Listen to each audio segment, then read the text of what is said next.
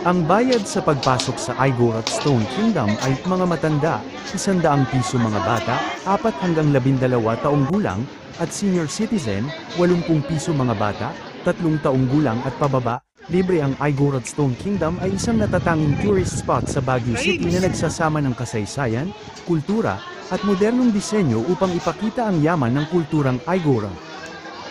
Ang Igorot Stone Kingdom sa Baguio City ay isang kakaibang theme park na nagpapakita ng mayamang kultura at kasaysayan ng mga Igorot.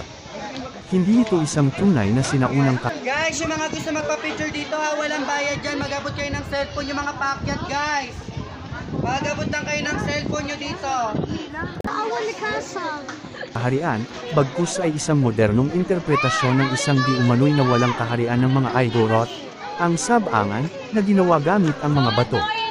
Ang mga pangunahing katangian nito ay disenyo. Ang disenyo ay inspirasyon sa mga hagdan-hagdang palayan ng Banawe, na may mga pader na gawa sa bato na nakaayos na parang mga terraces. Ang mga pader ay ginawa gamit ang tradisyonal na riprap na pamamaraan, na may semento lamang bilang pandikit. Mayroon din itong mga tore na kumakatawan sa mga tauhan sa mga kwento ng mga Igorot, tulad ni Nagutan at Bandan.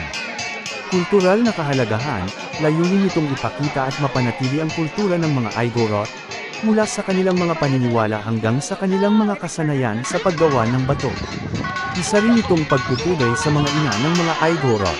Lokasyon, matatagpuan ito sa Longlong Road, Pinsao Proper, Baguio City, malapit sa Tamawan Village. Mga aktibidad, maaari kang maglibot-libot sa lugar, kumuha ng mga larawan, at matuto patungkol sa kultura ng mga Igorot. Mayroon ding mga souvenir na mabibili.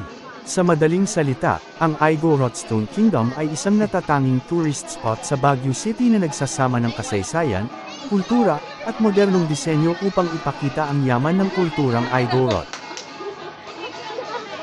Ang Igorot Stone Kingdom ay dinisenyo ni Pio Velasco.